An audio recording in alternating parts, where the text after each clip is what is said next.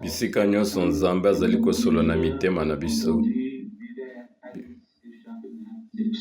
Biso totangi deja na nzela ya psaume to nzembo ndenge ni nzambe amonisi nyonso, ezala na bambisi na mai to bandeke na likolo mokili mobimba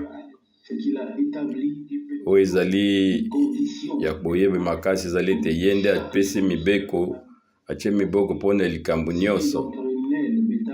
Soki ozwi banyama okoti bango kati na kati na mai, bango bakokufa. Mpe soki ozwi bambisi otie bango na mokili, eza mpona ete bakufa. Eloko na eloko oyo nzambe atia yango na esika na yango, ye abongisi yango ndenge moko. Ye apesi mibeko na ye, mpe nyonso ezali koleka na bolamu, kokokana na ndenge ye nzambe alobaki yango.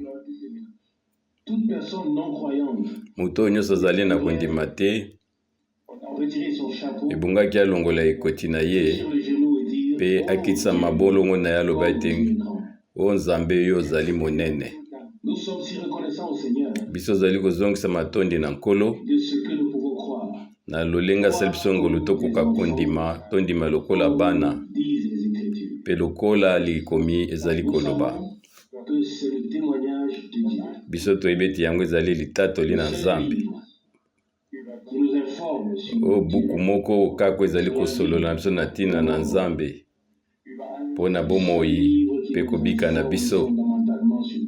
Yango nde ezali kolakisa biso na bopolo na posa toali na bosenga toyeba, na oyo etali ekelamu, na oyo etali mokeli na biso, na lisiko mpe mosikolami, mpona ngolu mpe lobiko. Buku ezali kolakisa biso manso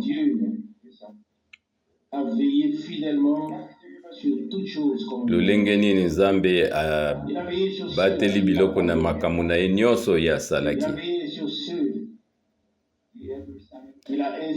Ye azali kobatela bato oyo na nzela na bango ye alobi, mpe na nzela ya bato oyo apusi bango na tina ete na nzela molimo bakoka kokoma.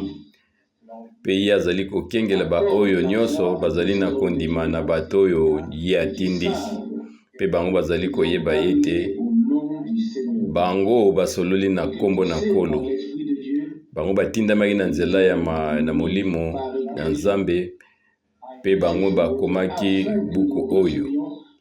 Na tina ete biso tokoka kozwa litatoli oyo eleki monene. Na tina yango biso azali kozongisa matondi. Na kati na mokanda na emoniseli to Apocalypse, tomoni ete bampaka 12.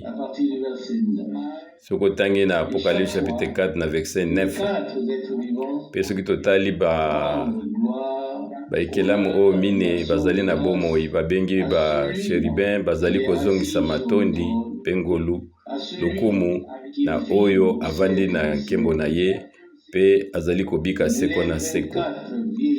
Bampaka 12 bango bazali kongumbama likolo na liboso na oyo avandi na kiti ya bokonzi, mpe bazali kotombola oyo azali kobika seko na seko.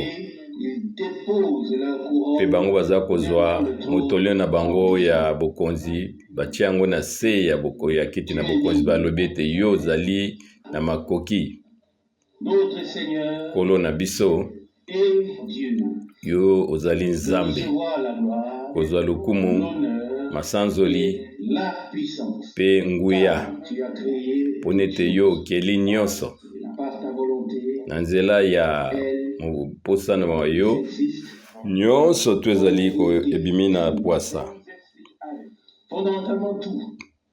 Wana na oyo ezali bosembo nyonso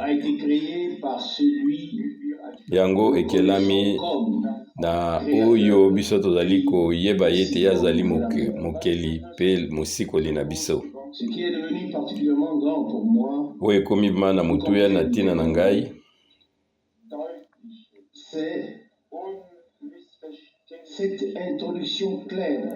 oyo ezali motu ya likambo oyo ezali vraiment na kati na bosembo pole kati na oyo etali volonté na Nzambe. Ata moto azangi mayele akoki kokosama te. Ata moto oyo ayebi kotanga te, ayebi ata kokoma te, ye akoki kolanda nzela oyo mpe asosoli yango na motema ne mobimba oyo nyonso Nzambe amonisi afungoleli biso. Yango ezali na mozindo, yango ezali na molai mpe ezali monene, mpe yango ezali pole, mpe yango ezali sembo solo, de sorte que le croyant peut avoir accès aux choses divines. Na tina na yango ite bandimi bakoka kokota bayeba makambo na Nzambe, mpe bango baza na posa ya koluka te bayeba baluka moto mayele mokili oyo, pone te mayele oyo ya Nzambe epesameli biso na kati ya sango malamu eteyameli biso. Soki mutu moko aye kozwa makanisi ne ya bomoto na lolenge ya yebi, ezali ndenge wana te. Ezali kaka molimo na Nzambe nde ezali kokotisa biso na bonzambe, mpe ezali komema biso na solo, mpe ezali kofungolela biso na opete nyonso na pole nyonso mwango na Nzambe.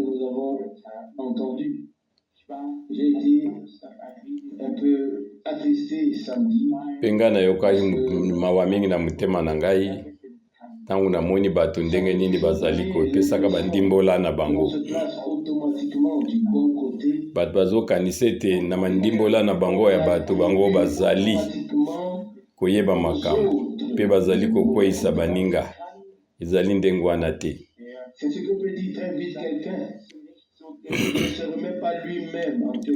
Moto oyo amikangami ye moko na makanisi na ye azali kokanisa ndenge wana.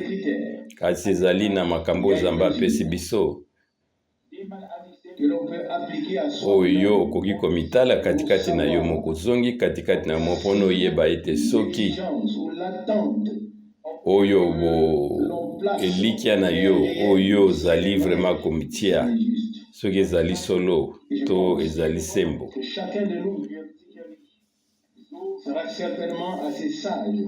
Na bandi ete moko na biso ebongi na ye azala na mayele mpona koka kozwa makambo na ndenge na bomoto te, kasi ebongi na biso kende liboso na Nzambe.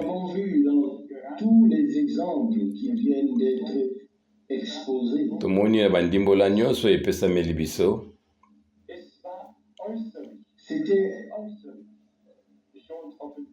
Évident, déjà de manière extérieure, purement extérieure, c'était évident. Nous l'avons vu. Na ndenge ya kotala na libanda boye okomoni ete ezali malamu.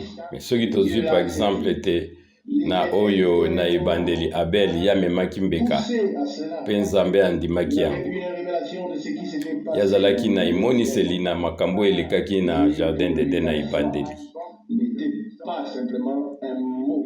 mpe yayebaki ete kondima ezali kaka maloba ya pamba te, kasi ebungaki ete Nzambe akoka kokokisa kondima wana.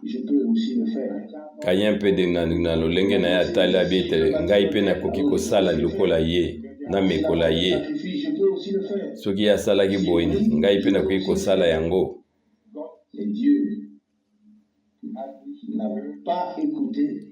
Kasi oyo nyonso ye asalaki Nzambe ayokaki ye te. Nzambe atiaki ata litoi na ye te na oyo azalaki komekola baninga. Kasi wana mena na kati na ye kwa biso toyebi yango eyalaki nde motema mabe ebotamaki, ekolaki mpe makambo nyonso mabe etondaki na motema na ye. Moko na biso ebongi ta mikota kati na mitala akoka koyeba ete kati na biso nini yango ezali kosala makambo mabe to ndenge nini. Oyo ezali ya liboso ete makambo nyonso mabe kati na biso yango ezali kolia biso, mpe Nzambe azali kosepela na mbeka wana te. Oyo ya mibale soki totaleli Abraham na Lot. Lot Nzambe abengaki ye te, kasi ye alandaki kaka, Quand quelqu'un d'autre avait été appelé, alandaki oyo Abraham, ye alandaki il ye. est parti. Ntango Abraham abimi, ye mpe abimi. Et là, on voit toujours dans l'ordre à quel point il est important de recevoir. Ebongi na biso tokoka koyeba ete ebongi ete Nzambe nde abenga yo. Nous ne sommes pas croyants parce que d'autres Biso tozali bandimi te mpo na bamisusu bamisali bandimi te. parce que d'autres Biso tozali kolanda nkolo te mpo nete biso tozolanda baninga mpe mpo nde bakomi te. Biso tozali kolanda nkolo mpo nete ye asololi na biso. Tozolanda ye mpo na ye nde abengi biso moko na kombo na ye. aux autres. Wana ezali kotalela bomoi ya bato mosusu te. Personnel, Abengi biso na mutu ye moko. savoir au plus profond. Koyeba ete na modindo na biso vraiment ete J'ai trouvé grâce. ngai mei nde nazwi ngolu. Ngai mei nde nazali mwana na Nzambe. Ngai nde ezali oyo Nzambe abongisa mpona nakoka komona nkembo na ye. Et alors, nous n'avons rien d'autre à apporter. Biso zali eloko mosusu ya komema te. Unique sacrifice Soki kaka ezali kaka mbeka moko oyo epesamelaka mbala moko kaka nous a rendu tuna na Golgotha. Pe yango ekomisi biso ainsi bao bazali sembo mpo na libela na libela. entrons dans le repos. Ezali kaka ndenge wana na lolenge wana tokoki kokota na kimia na Nzambe. Conduit de clarté en Pe tozali kopesa nkolo matondi na ndenge amemi biso na pole likolo na pole pe na boyebi likolo na boyebi. Lorsque nous passons ensemble en revue les années passées, Soki biso tozali kotala mambulu eleki tokoki koloba ete que le Seigneur conduit merveilleusement. biso ebonge na biso toloba ete Nzambe azali komema na ndenge moko vuma ya bolamu basantu na ye. Grands enseignants Biso tozalaki na balakisi ya minene te ya mokili oyo. de réputation. To bato oyo baprofeser minene o bayebani te. Kasi biso toyoki kati na biso ete Nzambe azali kati na biso pe azali na bomoi. De manière tout à fait consciente. Pe biso tokatamaki La conduite na mutema na biso ete ezali nde komemama na molimo nde Nzambe azali kotambusa biso na nzela ya liloba na ye.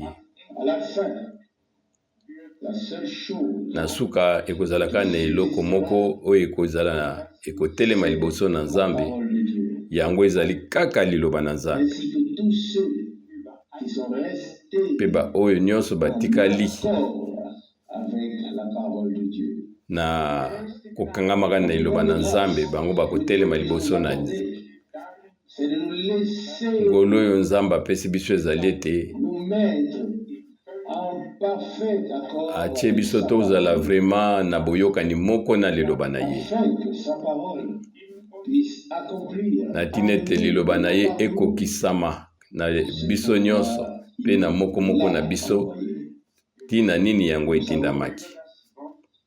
que nous pouvons tous parler de la parole. Oui, Toyebi ete biso nyonso tokoki koloba na oyo etali liloba ya solo, me nani yango azali kobika se yango? manifester, qui peut être une lettre vivante. Nani yango akoki kozala vraiment likomi oyo ezali na bomoi? Nani yango akoki koloba ete ngai nazali liboso na Nzambe? Me ezali lolenge wana nde Nzambe azali kotambusa na biso na nzela ya ngolu na ye. Nous sommes tous si humbles. Nayebi te biso nyonso tozali bato tomikitisi D'entre nous pe moko te kati na biso imaginerait la moindre chose à ce sujet. akoki kokanisa makambo mabe na ntina na yango. J'ai l'impression que nous ne sommes pas assez reconnaissants. Ntango sunga natalaka nalobi ete biso tozali kozongisela ye vraimen matondi te, Louange yango ezali kopela moto te na katikati na biso lokola masanzoli. comme cela serait digne.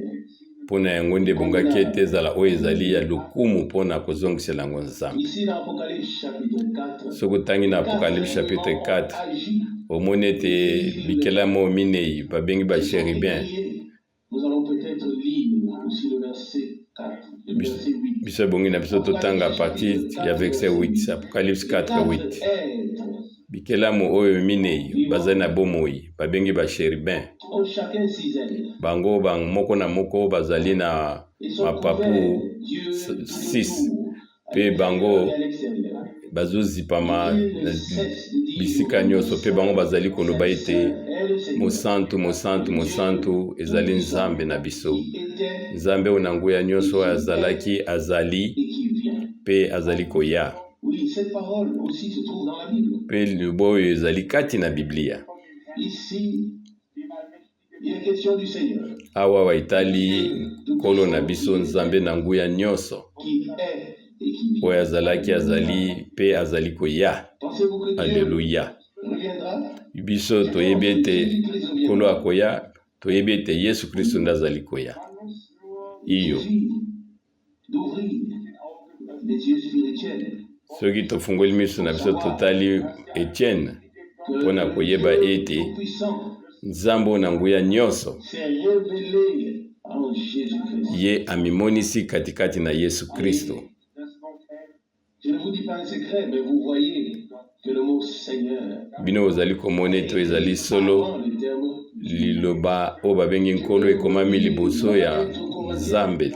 Soki totangi na mokanda ya 1 Corinthiens, Bible elobi ete nzambe azali kaka moko.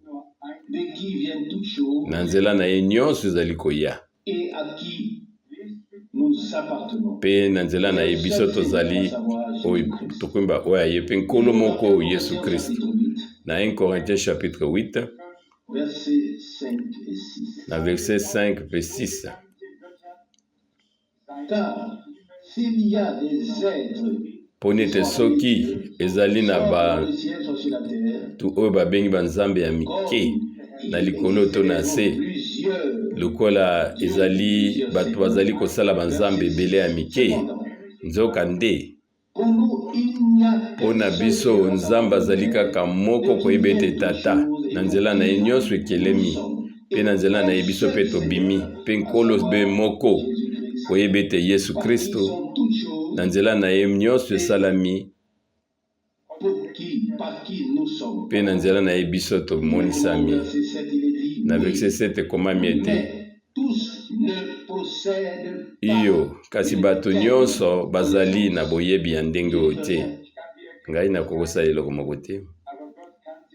Je ne peux pas donner cette connaissance Biso tokoki kopesa koboyebi oyo na makasi te na kasi nzambe kaka nde akokofungolela bato yango de qui sont toutes choses. koyeba ete ye azali tata na nzela ya makambo nyonso to Il ebimi n'y a qu'un Seigneur. mpe biso na ye biso mpe tomonisami mpe nkolo azali moko Nous sommes. Yesu Kristo na nzela na ye mpe biso Une fois, tomonisami nyo mpe nyonso to esalami. une fois encore, non. Ici, tout est ramené à un dénominateur commun. Awa nyonso ezongi na bomoko. Dans le ciel, Tomoni ete na lola tata ye azali tata, dans le Fils. na se ye azali mwana. Amen. Et ensuite, pour les Alléluia. aux Éphésiens, Soki totangi na mokanda ba Efesio, il n'y a qu'un seul Seigneur. Biblia elobi ete nkolo azali kaka Un seul moko, baptême. Éphésiens 4, verset kondima moko, libatisi moko, Efesiens 4:5. Na kati ya mokanda ya Apocalypse chapitre 4, Le livre ici, tokoki kotanga yango. chapitre 1, pardon.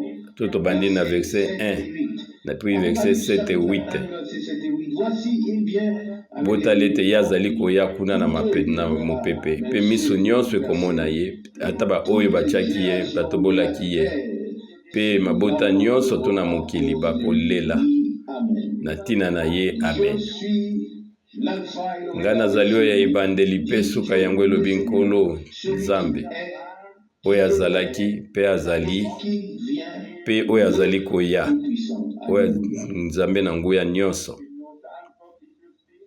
Je ne suis responsable que de la lecture Ngai nazali obele kotanga qui est écrit kaka oyo ekomami dans la Bible. ekomami katikati na La divinité Biblia. de Jésus-Christ est le bonzambe na Yesu Kristo yango ezali moboko véritable. ya oyo nyonso ezali kondima na biso Et celui qui veut aussi comprendre ce que Paul a écrit mpe oyo alingi kososola makambo nini Paul alobaki na nzela na Timote, alobaki na ye ete 1 Timothée chapitre 3 verset 16. 1 Timote 3 verset 16 bato ebele bayebi makambo oyo na mitema na bango wana kokoka kokweyisa te mabombani na Nzambe justifié par Nzambe amonisamaki na nsuni, amonisami na bamwanji, batatolaki ye na mabota nyonso mpe bandimi ye, mpe bandimi ye na mokili, mpe ye atombwamaki kuna na nkembo.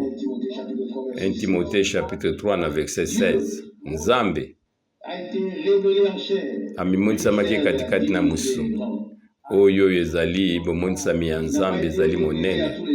Ye amonisamaki na moto te, kasi kaka baoyo bazali baoyo na Nzambe, kaka baoyo bazali na molimo na Nzambe, bango nde bazali kososola Nzambe, koyeba ye na nzela molimo. Mpe Paul azali koloba na ntina ya mabombani na Yesu Kristo.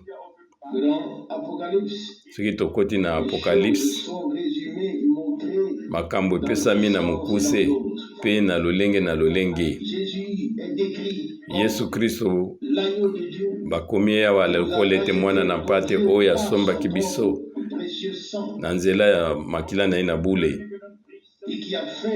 mpe ye asali biso bakonzi mpe banganga Nzambe,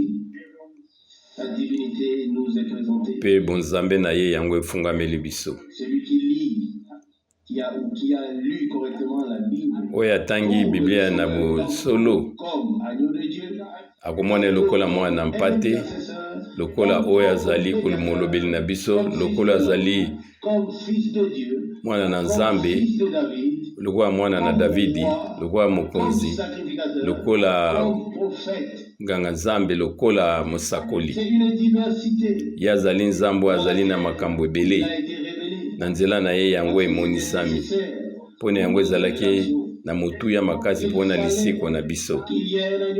Ebongaki ete mwana mpate moko azala oyo akokaki kobomama na ntina ete makila oyo na Nzambe ekoka kosopana na ntina na biso. Mpe ebongaki oyo azali kosolola kati na biso, molobeli na biso oyo azali korepresente biso liboso na Nzambe. Mpe nsima nango ebongi na biso tokoka kotanga Biblia vraiment na komikitisa nyonso, mpe tokoka kozwa na mitema na biso oyo nyonso yango ekomami. Nangi natanga na 1 Timothée chapitre 2 na verset 5. Wana elobi ete solo Nzambe aza kaka moko, mpe molobeli moko entre Nzambe na biso, koyeba ete Yesu Kristo ye azali moto. Oyo ezali pasi mpona koyeba yango na nzela ya musuni, kososola ete nkolo na biso ye ebongaki ete azala vraiment na nyonso ye azalaki moto. Amen. Ye abotami na mokili oyo, kasi ye azalaki ata na lisumu moko te. Wana ye abotamaki bazingaki ye mpe na mwa elamba moke, mpe avandaki na mwa mbeto ya moke. Ye azalaki motu lokola biso, na ntina ete asala biso bato oyo ya mosuni, bana basi mpe bana mibali na Nzambe lokola ye. Oyo eza makambo ya koswana te, kasi yango ezali emoniseli ifo euta na Nzambe, yango nde biso tozali kondima na ntina ete tokoka koyeba eloko nini Nzambe abongisi na ntina na biso.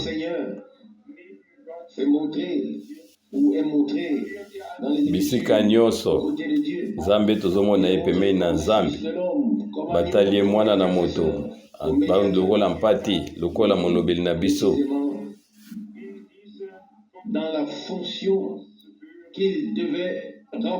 kasi bongi tomona ye na esika ndenge ya kokai kokokisa makambo na ye. Na ntina ete nyonso emonisami, na ntina ete biso tokoka kozwa lisikoli na biso. Yango lolenge wana nde mwango na Nzambe, toli na Nzambe, yango emonisami kati na biso. Oyo suka na nyonso ebongaki ete moto oyo azali moto ya pamba akoka kozonga na bonzambe na ye. Ngai nazali kotala oyo Atanasi azalaki koloba ete moto akoka kokoma Nzambe,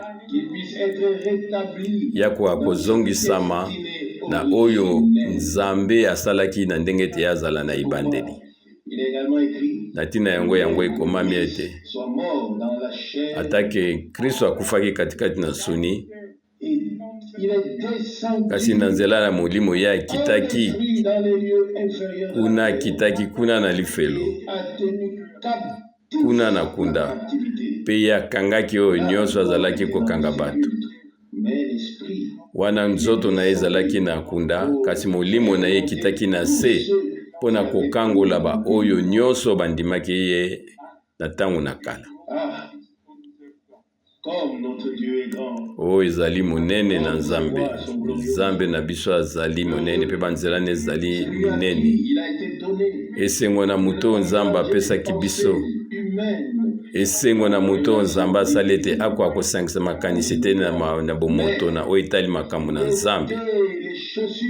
Kasi ye alongola basapato na ye, pe akoka kolongola mayele na ye, alongola mayele ne na bomoto. Koyeba ete oyo nyonso ya bomoto ezali pamba na miso na Nzambe.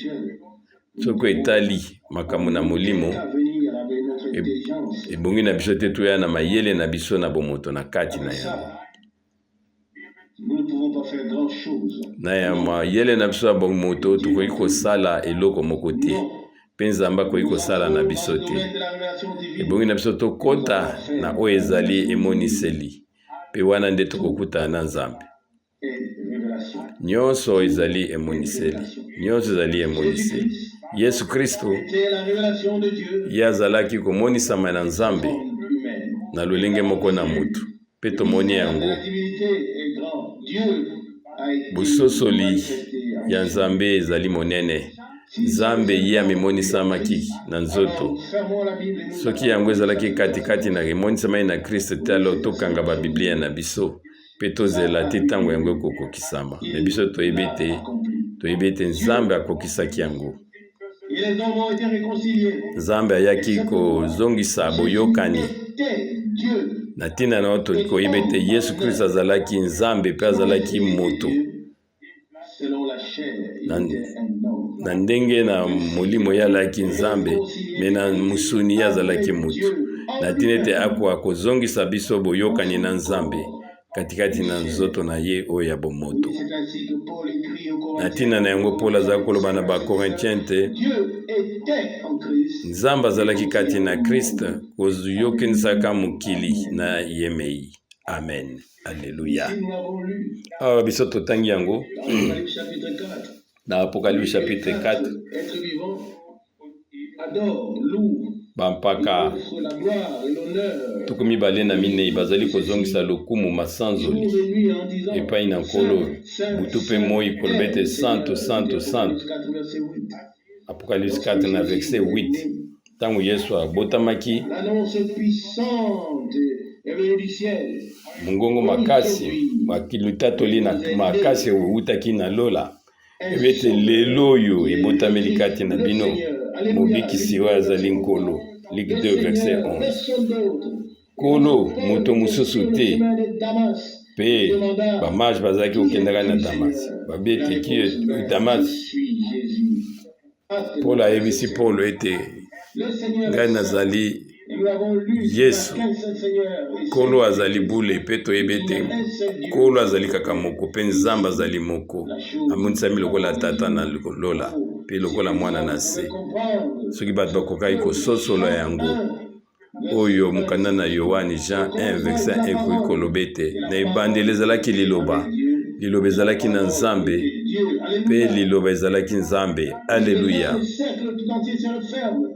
Wana oyo cercle mema ekokisami, Nzambe akokisi mwango na ye oyo mokili moyaki nango na bosenga. Pe Nkolo alobi ete oyo akolonga ngai nakofandisa ye na bokonzi na ngai lokola ngai nalongaki, pe ngai nafandi na tata na ngai na bokonzi na ye. Na Apocalypse 3 verset 21. Pe yango ekomonisama ete biso tokomaki lokola ye. Sasa epi yango nano emonisami te.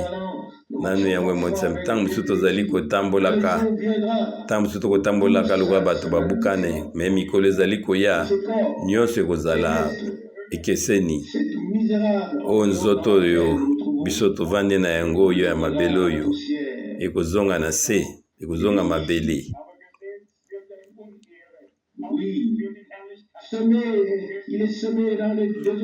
yango ekonami na oyo na ndenge ya mabe kasi yango ekobima na nkembo oyo ko nzoto ya kopola elonami mpe yango ekobima na bonzambe na nguya nyonso mpe biso ali kozongisa matondi mpo nete nkolo na biso ye mpe ezalaki na nzoto moko ekufaki etiamaki na kunda kasi ye abimaki na oyo ezali suka te mpe ye alongaki kufa abi na yohane ete tala ete ngai nakufaki mpe ngai nazali bomoi mpo na libela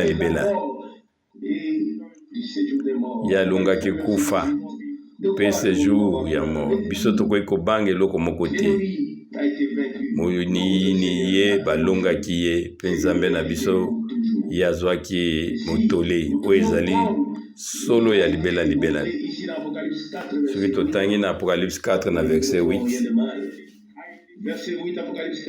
Apocalypse 4 8 nkolo mosantu nzambe na nguya nyonso azalaki mpe azali koya mpe ntango nyonso baekelamo mine bazali na bomoi basheriben bazali kozongisa lokumu na oyo azali kobika seko na seko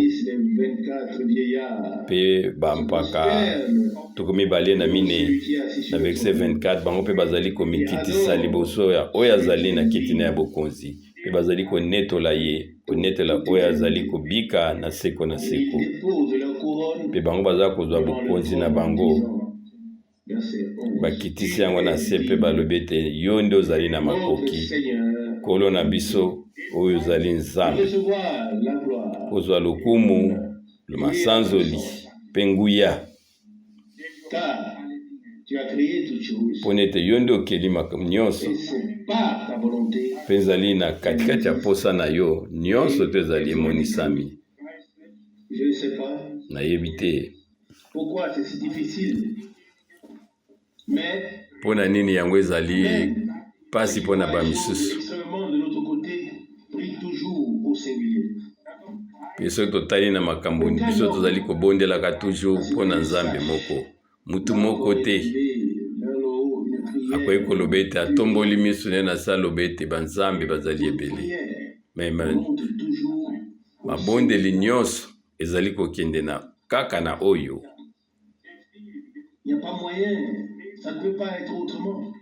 moko azali nzambe ata baoyo bazali komona makambo na ndenge ya bokeseni ntango baza kobondela babondelaka nzambe moko na Apocalypse 4 verset 11 bete yo ozali na makoki nkolo na biso kozwa lokumu masanzoli mpo nete yo okeli nyonso soki otali malokomi oyo otali na 1 Corinthiens 5 verset 6 bete nzambe na nzela na ye nyonso esalami mpe nyonso ebimi mpe na nzela na ye biso tozali oyo ezali Yesu Kristo ekomami na Apocalypse chapitre 8 na verset 11 Apocalypse 4 na verset 11 nkolo na biso azali nzambe ye akoki na masanzoli lokumu mpo nete ye asali nyonso mpe ezali na posa na ye ete nyonso to emonisami na pwasa kasi ezali na eloko moko ebongi na biso tososola lokola bato nyonso bango basanzolaki nzambe na ntango oyo ya kala bato nyonso ebongi ete bakoka koyeba Yesu Kristo mpo nete Yesu Kristo azali emoniseli ya nzambe oyo amonaka te oyo azali na emoniseli oyo te nanu ye amoni nzambe te ye ayoki mpe nanu nzambe te mpe akoyokaka ye te oyo ezali nde boboko ya nyonso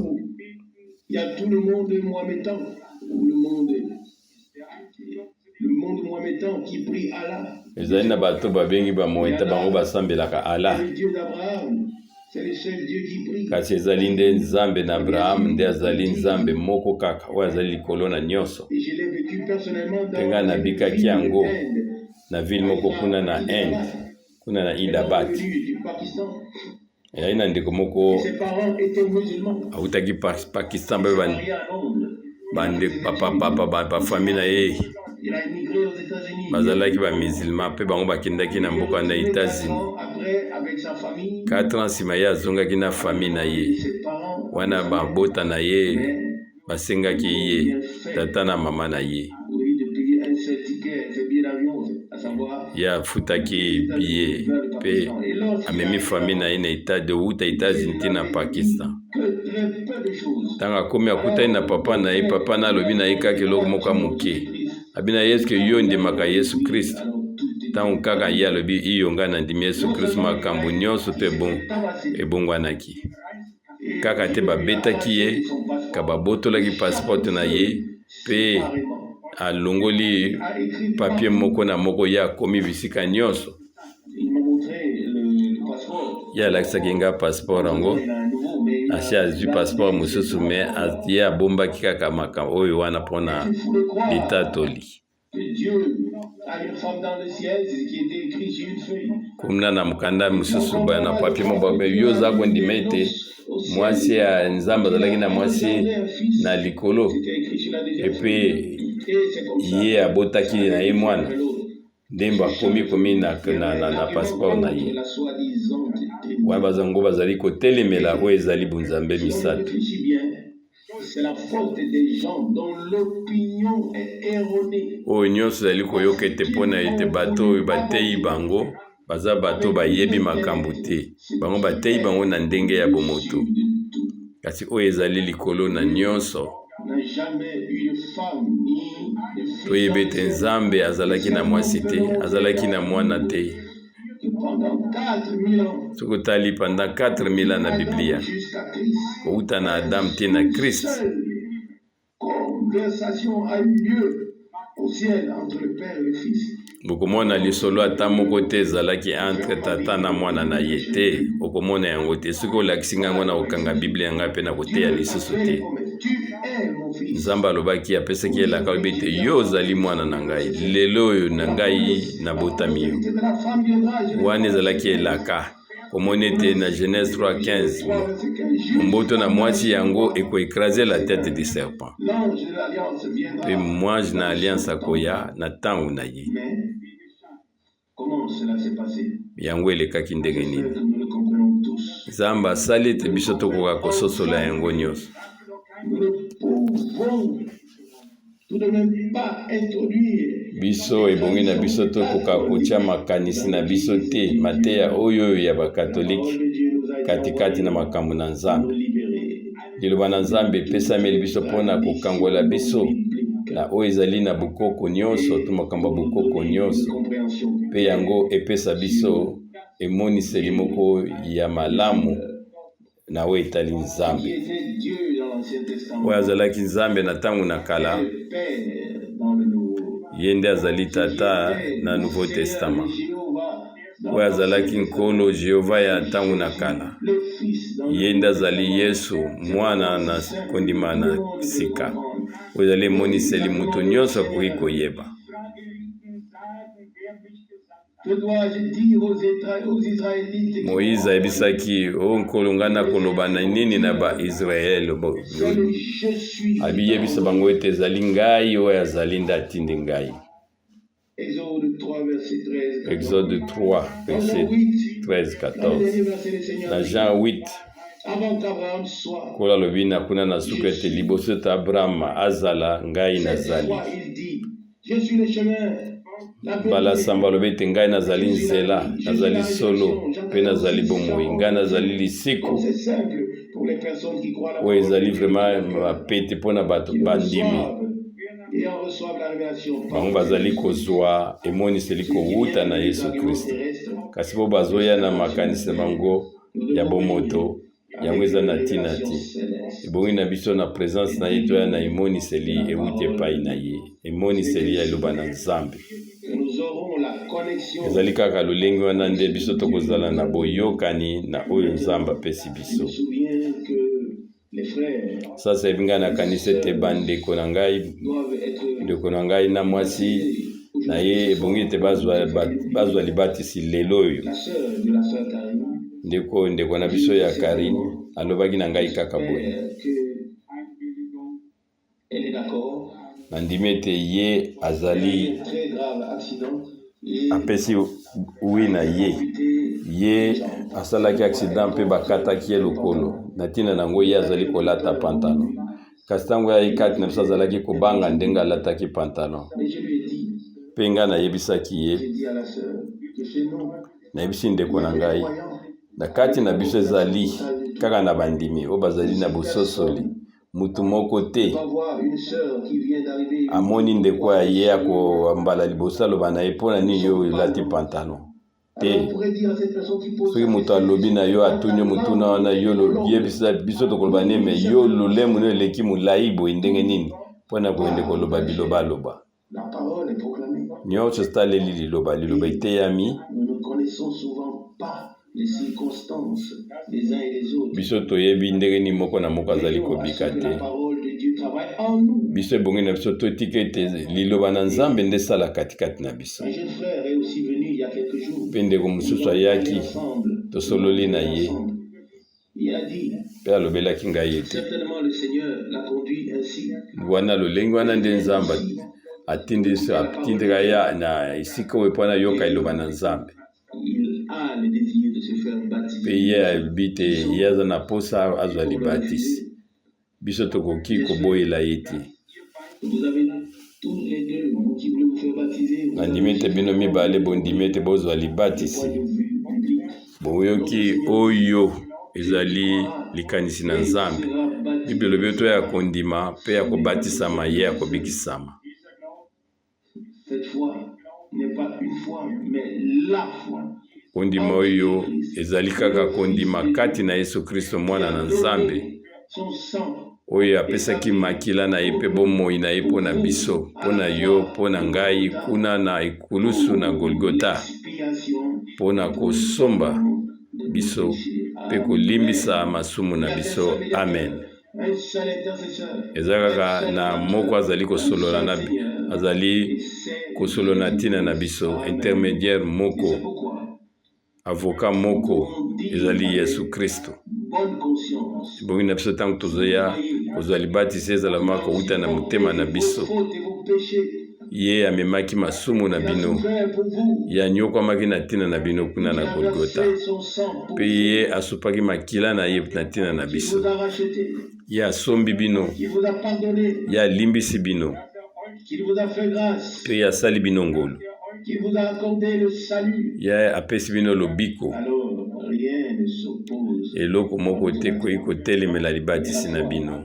au Seigneur. Kondima kati na Nkolo lokola C'est lisikoli, la condition préalable. yango nde ezali na mutuya mpo na kozwa libatisi. Mais la foi certaine que Jésus est votre sauveur. Koyeba ete Yesu Kristo azali Nkolo na bino mpe Nkolo na biso. Nous Amen. avons en lui Mpe tozali katikati na ye de l'agneau, makila oyo esopanaki lokola mwana mpate, péché. bolimbisa masumu na biso. Oui, ça a coûté beaucoup à notre Seigneur de nous Solo. apporter la rédemption. Nkolo na biso afutaki makambo ebele mpo nete akoka kosikola biso. Ye akufaki na ekulusa mpo na yango. Puissions tous être utilisés par Dieu. Na ntina ete biso nyonso Nzambe akoka kosalela biso. Na ntina ete moko na moko amitika Dieu des personnes à qui il pourrait parler. Nzambe akamba ye ayeba bambatu nini ye ayebaki mpo na kosolola na bango mpe kopesa bango ngolu. Le monde entier. Que servirait à l'homme Ekozala na ntina nini yokoka son âme kozwa mokili mobimba balandaka yo soki okobungisa molimo na yo? sur la terre? Nyonso ya mokili ekotikala, Une justice qui se trouve au commencement de notre kasi ezali kaka na bomoko, à la fin. ezali na ebandeli mpe suka. Comme il est vu. Yo okoya mpe okozonga ndenge oyaki. Si le millionnaire se faisait coudre les ata soki millionnaire nini nango alobi ete natondisa bawolo poches, mpo nete ngai namema yango mokolo na kufa, ya komema yango te, ya komema eloko moko te, plus loin ekokende mosuka te, dans le cercueil. ekosuka kaka na cercueil na ye. Kasi yo moko nde ozali kobima na mokili oyo, yo yango nde ezali bosembo na Ne Nzambe. cherchez pas les poches pour y mettre des choses. Esengo na moto aza koluka ata atondisa bambongo, kasi ye aza koluka ngolu, lobiko ewuti epai na Nzambe, Emportez na tina ete yango amemama na ngolu oyo na nkembo. pas seulement quelque Biso chose, tokomema biloko ya mokili oyo te, ka biso moko nde tokomemama nkolo azwa lokumu oyo ezali kaka eloko moko ya solo mpo na Nzambe. Tozoloba makambo ezali eza na tina moko, ezangi tina te, kasi makambo ezali solo. Amen. Bandeko bino boni kozwa libatisi, biso tokobondela na bino so elongo kala mingi te mpo na kozongisa bino epai na Nzambe, mpe tokobondela ete nkolo apambola bino mpe ye moko amema bino, atambwisa bino mpe asala ete bino bozala lipamboli mpo na bamisusu. Ezali na yango nde Nzambe atindi biso na sewo, biso ozali kozongisela matondi, ekozala na esengo biso mpe tobima tomona, tozala batatoli na ndenge nini bino bokozwa libatisi oyo. Amen. Tokoka kotelema mpe tobondela. Tata na biso ozali likolo, biso tokoki koloba ete o nkolo,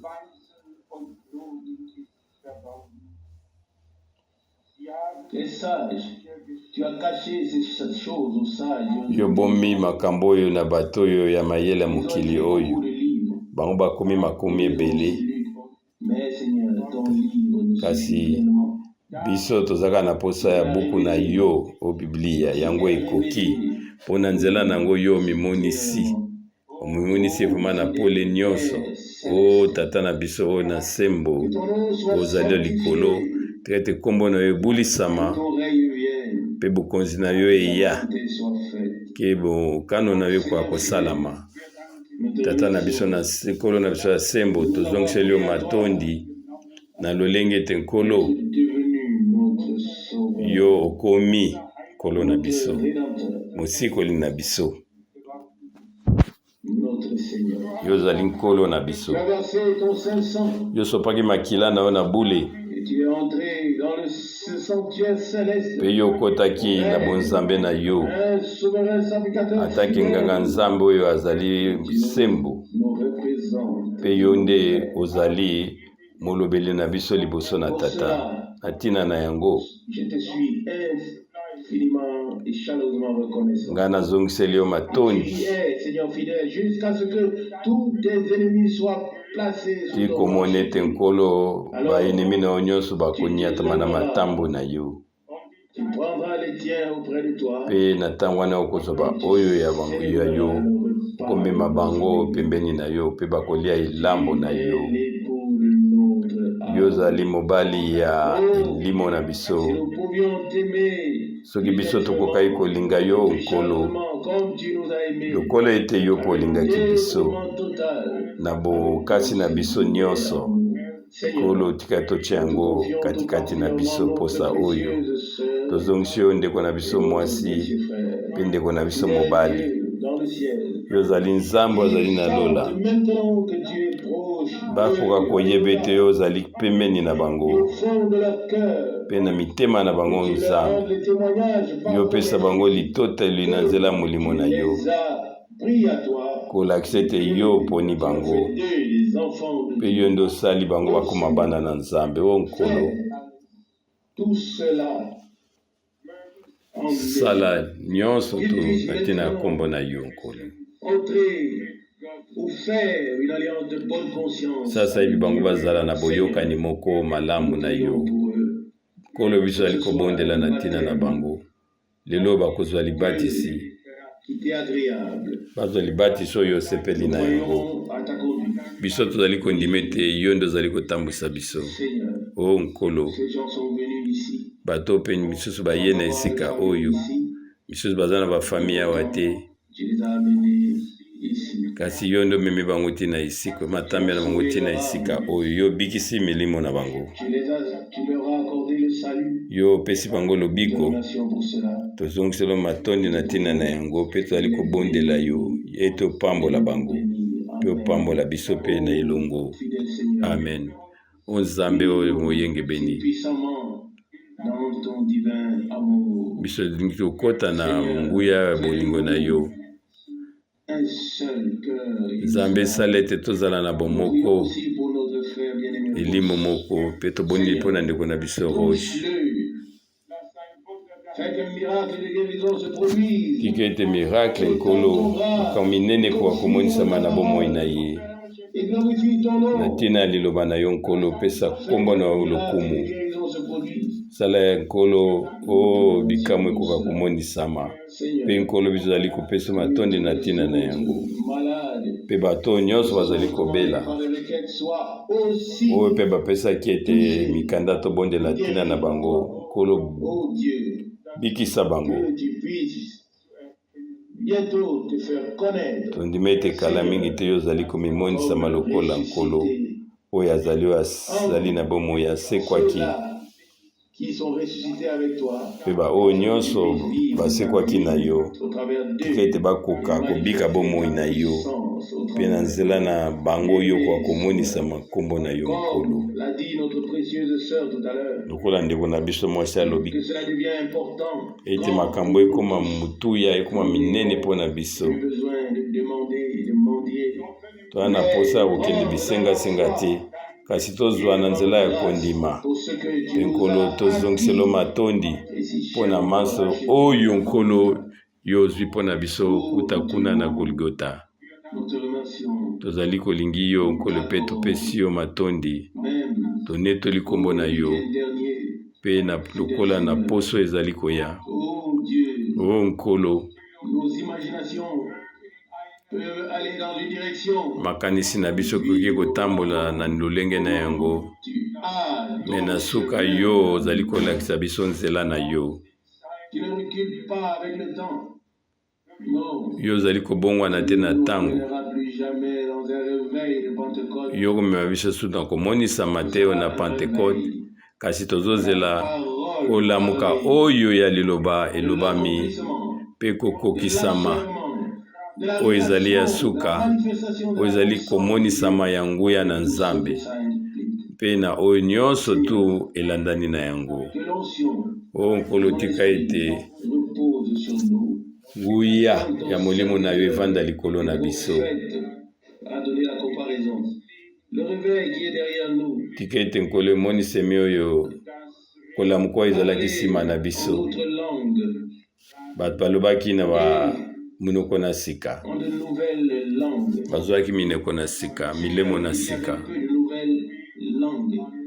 Nkolo, balolemo na nsima ezalaki mingi te, Mais tu t'es réservé un reste. kasi yo bombi mwa bato moke sasa ipi, mpe biso komi na suka epai nini mutu ya lingombe ezali, Au niveau des yeux, epai ni miso ezali, au niveau du na voix, nivo ya koloba, à la période na prophétique nzela ya du ekomonisama, salut. na ntango ya baprofesi nkolo De ce que nous emonisama. avons compris cela aussi. Merci nkolo, ozwa lokumu mpona ete ososolisa epesa yango, mpe oyebi na Apocalypse chapitre 3 Dernière lettre à l'église de Laodicée. wana na mokanda ya suka na lingomba na Laodisia, D'acheter yo ozali kopesa biso toli ete tokoka kosomba epai na yo oyo ezali mafuta oyo ekoki kofungola biso miso. Alleluya. O nkolo, nous te remercions. tozongiseli yo matondi C'est la prophétie oyo ezali du temps lisakoli. voyant. Dieu fidèle dans le ciel. Nzambe na bosembo kuna na lola Voir oyo ezali ngolu nini komona l'action de ton Église. ndenge nini yo ozali kotonga lingomba na yo, 3 étapes. ete yango eleki na nzela misato, Justification. koyeba ete boyengebeni, bosantu mpe libatisi na molimo santu, L'achèvement. mpe yo komema na suka Bien-aimé Seigneur, lokola yo moko lapaki yango na liboso na yo fais kolo molingami reconnaître toutes choses de la bonne manière. lakisa biso makambo nyonso na ndenge moko ya malamu tokoka kobika yango na ndenge ya malema tokoka kosalela yo na elimo molimo mpe nzoto lokola bikelamo mine basheriben mpe bampaka tuku mibale na mine bazali kozongisa lokumu na nkombo na yo tika te ezala lolenge moko mpo na biso ete yo ozalaki ozali mpe oyo azali koya. Alleluya. Soki okoya litango oyo yo okomonisa lokola mwana na moto kuna na nkembo na yo na nkembo na tata mpe ntango yo okoya na mwasi no na libala yo koya lokola mokonzi likolo na bakonzi na nzela na yango lola mpe se ekokima mpe bato na mokili bakolelalela mpe bakoganga bakonza mikolo oyo ya mokili oyo bakoloba na mabanga bangomba bokuya likolo na biso boboma biso. O nkolo yo ozali malamu, yo olatisi eloko na yo moko na moko na ndenge moko na nkembo na yo. Nzoka nde biso tozali kosepela na présence na yo mpe tomoni mwango nyonso ya lobiko o nkolo na biso lokumu masanzoli konetolama ezonga epai na yo. Pambola ndeko na biso mpe ndeko mobali tika tozala na bango napesi yo matondi na ntina na yango. Pambola biso nyonso mpe pambola bandeko na nga mibali mpe bandeko basi.